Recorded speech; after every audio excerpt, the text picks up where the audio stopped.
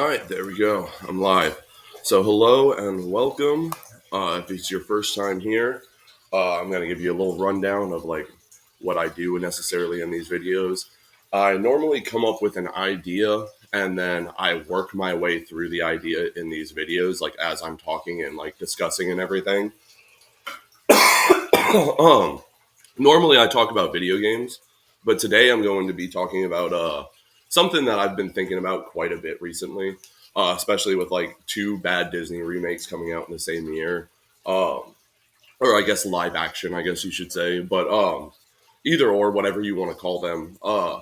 We had two come out this year. They've been fucking shitty, and I want to work through why, because it feels like the Disney Corporation is setting themselves on fire. But the Disney Corporation is a large corporation full of very smart people that know how to run a business. And I don't believe that they're just lighting money on fire. Well, actually, to an extent, I do believe they're lighting money on fire, but I believe they're writing it off as a advertisement business expense, I guess, in the long run, you could say. And I'm going to work through all of that and everything and pull up some evidence and everything to actually back up my point, which I normally don't do. Normally, I just go based off of experience because I have a lot of knowledge in the video game world, but I can't tell you that Disney makes most of their money here when not actually over here without actual solid proof. So I'm going to be doing that.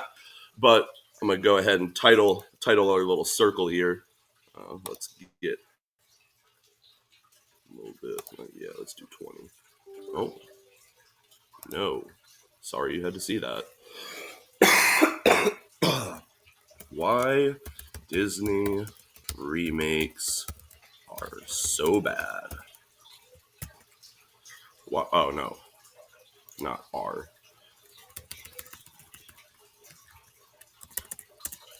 Why are? Sorry, Actman fucking channeled himself through me there for a minute. We'll fucking center that shit. There we go. Why Disney remakes are so bad. So to get into it first, the first thing I have to do is I've actually got to go over here to Gronk and ask it a few questions. And I know switching through all this, it's going to get a little buggy, and my computer's going to freak out, and it's going to get a little glitchy. So please bear with me. But first question I need to ask is, how much does the Disney Corporation? Oh, need to spell check that because I'm retarded. Make in revenue from their movies. All right, let the AI work its magic there. Search through some stuff. I will also be leaving a link to all the AI and everything, what you call it, uh, like it's links and it's web pages and everything in the description. So if you want to go through them all, you can. I probably will go through them all later. So as we see right here, Disney was the top studio globally, accounting for 25% of the domestic box office market. That was not what I asked, though. Okay, I need to ask the question better. What percentage of the overall Disney Corporation's revenue is from their movies?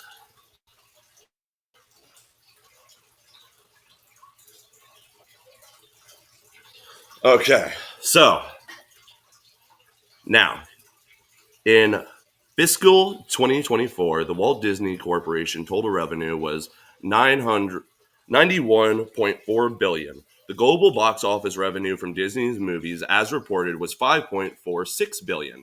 This represents approximately 6% of the company's overall revenue.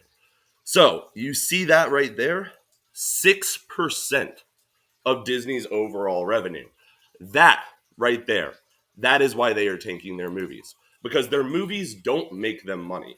Their movies are advertisements, and they've always been advertisements. Anyone that knows anything about the Disney Corporation knows that they make.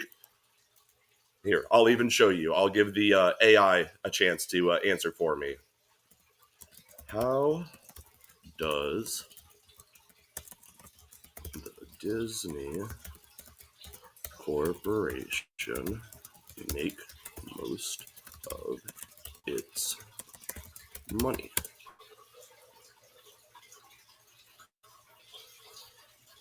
Streaming services, television and content licensing, theatrical releases, which we did say is 6%, which it is a percentage of that, parks, experiences, products, ESPN. All of these other revenue sources is where Disney actually makes their money. So now that we've established that, I can actually come back over here to my chart, which is where the brunt of our video actually is here. So here is what happens when Disney comes out with a remake, a reboot, a live action, they do something politically charged in a movie. They do any time Disney ends up in the news or in like any type of controversy. This is like specifically when it comes to a movie release. I want to specify that when it comes to a movie release, if they're in hot water under anything else, that's a miscalculation. That's not under. They didn't mean for that to happen. But so Disney comes out with a remake, right? Or a reboot or a fucking live action, like the Lilo and Stitch one here. People go and see it. It's terrible. It's shitty. It's literally nothing like the original. So they take to the media and they tell everybody how bad it is, right? So you would think this is a bad thing. Most people think this is a bad thing. You go to the media, you tell everybody it's shitty, no one goes and sees the movie, nobody supports it. Bad movie, it goes away, right? Well, that's not what exactly happens. What happens is they go and take to social media and they tell everybody that it's a shitty movie and everything else like that. And either their children go and see it beforehand and tell their parents about the movie. And that also is part of this part of the cycle right here, where the child will go and see the movie on their own and then come back and tell their parents about the bad movie. Sorry, that's my shitty drawing of a child telling their parent about the bad Lilo and Stitch movie. Um, so this part happens, right? And then what immediately happens is people want to hit at that original. They remember the the feeling of the original. They want to go back and experience it, or they want to see the differences, or they want to inform their child that just watched a shitty movie about the good movie that they originally had nostalgia for and actually love and want to like their children to love and everything else like that. So what happens? They got to show their children the movie. And the only way to do that is to either pay a little bit of money to the Disney Corporation through buying the movie physically or buying it through a streaming service. So now you've gone on to this part. You've gone to either capture your little bit of nostalgia, so you paid $15 for Disney Plus or you paid $15 for the actual physical copy, or you've gone to show your children what an actual good movie is, and you've moved on to this part of the section and you paid $15 to the Disney Corporation for Disney Plus, or you paid $15 for the physical release. Either way, Disney makes their money. The only way they don't make the money is if you already own the copy of the movie, in which case you win, and they technically win because they already got the money from you forever ago. But what you do is you allow for the next part of the cycle to happen. And I call it a cycle. It's more of a straight line because there's not an actual Ouroboros like eating part here. But like you've created a fan. You now have a bonding experience with your child that they now have nostalgia for. You've created another generation of Disney fan that will now buy Disney merch and go to Disney parks. So now, all because they lost $5 million, or what was it? I think it was $5 billion or something like that. Actually, here, I'll go back over and I'll actually look so I can prove my point. So, because you lost $5 billion out of your 9.1 or 991 billion, And you haven't even actually lost that. Actually, this is what they earned. This isn't actually what they lost in it. Actually, normally they lose what is it, like a couple $1 million, and then they still make money back. So you essentially put an advertisement out that you make money back on. So it's not even a full loss. So you still make a little bit of money. And because you put out a bad product that rips on the nostalgia of an actual good product that you once put out, you have now created a whole new generation of fans and consumers to buy your products and pay for your services. So essentially, by putting out a bad product, you have now essentially created legions of fans to buy your good products. And I know that doesn't necessarily sound like good business sense and everything, but when you look at the numbers literally on paper between the difference of how much they make from just releasing a movie to how much they make by selling streaming services and selling you t-shirts and selling you park tickets and everything in between, it's hard to say that they're not doing this. Like, it's almost like a logical conclusion to come to, you know? Like, okay, I put out this bad advertisement, and then the cycle begins. And then people pick it up, they talk shit about it, they move on, they fucking, like I said, it goes all the way through. And I think I'm just going to keep harping on this idea over and over again. So I really want to kind of like, I don't know, I feel like I had a bit more to actually add to the conversation than just this. Um,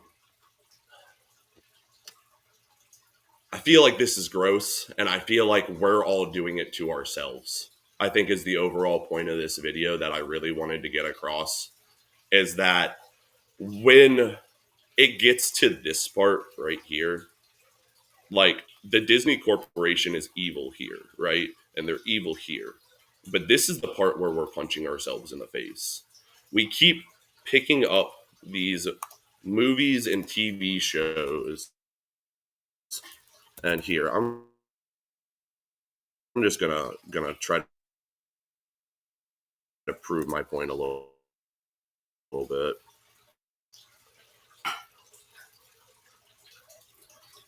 I'm gonna talk, try to make it entertaining. You know, that whole kit and caboodle. I should have had this up to actually prove my point. But anyone who knows my channel knows that these videos aren't edited and they kind of suck. So